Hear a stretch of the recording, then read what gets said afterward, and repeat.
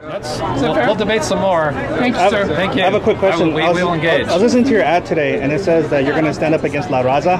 What do you mean by standing up against La Raza? Well, it is the concept, two concepts. One, that in a class that our founding fathers should ever be disparaged. There's two concepts behind that. Our founding fathers brought all the freedoms that have enabled all the prosperity that's created the culture that we have in America. Even Jefferson, who owned slaves? Even Jefferson, who owned slaves. How's that freedom? Well, he was the writer of the Declaration of Independence. He also owned slaves too. There's no problem with that. But if students need to know that it was.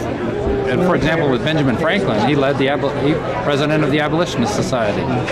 So for every fact, if all you do is tell these students those facts and don't tell them the nature of the freedom we have in America, the free speech that enables us to disparage them. Did freedom exist for black people for 100 years when America started as slaves?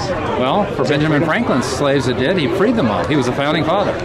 They never get around to those facts in the La Raza classroom. Does the Constitution say blacks are 3/5 of a person? They disparage Benjamin Franklin, but they don't. Well, they talk about everything, not just one person. You're just picking and choosing now. Well, no, I think some of these things are fundamental to freedom. My original question was, you said you targeted La Raza, not La Raza studies. You said I'll stand against La Raza. I heard your ad today. La Raza means you're basically targeting a race of people.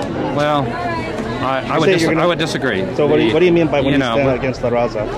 What I mean is talking about the coursework that would disparage our founding fathers. La Raza does not mean coursework. Well, La Raza, it's like saying I'm going to stand against black people. That's what you said in your ad. I disagree. Okay, so what does La Raza mean to you? I think La Raza has become shorthand for a course that disparages our founding fathers and teaches students that the deck is stacked against them in America, that they can't succeed. So when non-students mention La Raza, are they talking about courses, or what are they talking about when they say La Raza? Well, when people say Viva La Raza, what does that mean? Well, does that mean coursework and TUSD? When we talk about it in the context of education, everybody knows automatically what it means. It means we're talking about the courses and the concern over disparaging our founding fathers, over teaching systematically that students they're oppressed in America, they can't succeed because the deck is stacked against them. Those two things are core features that we're talking about when we talk about. See, when you go on John Justice show and you have all these right wingers who hear you standing against La Raza, and they have all this anti-immigrant sentiment, like you're sending a message to them saying, I'm going to stand strong against La Raza, those immigrants, those people who are invading our country. It's like coded words, coded language, isn't it? That's in the context of Superintendent of Public Instruction. It's talking about the concerns over coursework, the concerns that we are losing the melting pot in America, that we're not getting the strengths from all the ethnic segments, that we're not building a stronger society, but we're balkanizing, where people are very concerned about the hatred that you have in Eastern Europe and all of the strife and violence that's come out of that. It's a desire for the melting pot to come back to America. Should AP European history be canceled because that's ethnic studies? Some of those decisions are local decisions. I'd have to think about that one a little bit. So Raza studies, Chicano history, Indian American history is bad, but European history is okay. That doesn't even say European American history, it says European history. You can get AP credit for that. What are your stance on that?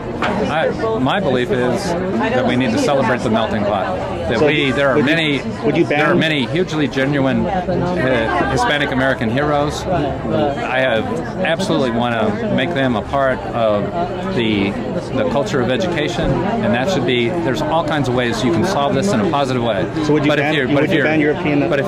But if you're disparaging, if you have an education system going on that's disparaging our founding fathers, and there's a lot of things that you can do to point out about what was going on back there. You pointed out a couple, but if you don't point out fundamentally that by signing the Declaration of Independence, they put their lives on the line for the liberties that you're using and challenging me right now, and that I welcome. Right. I'm thankful for you. The founding fathers, they put their lives on the line so that we could have those freedoms. If those students don't know that, then I think as a fundamental, you start that, then you can come in with the criticism.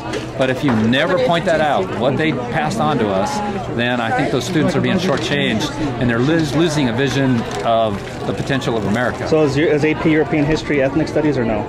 Well, It's not American. It's not European American. It's European history. Yeah. What would you say? Well, what's your personal thoughts? Is that a thing or not? I'm gonna. Can I introduce him to someone? Yeah. You probably hadn't taken enough cracks at it.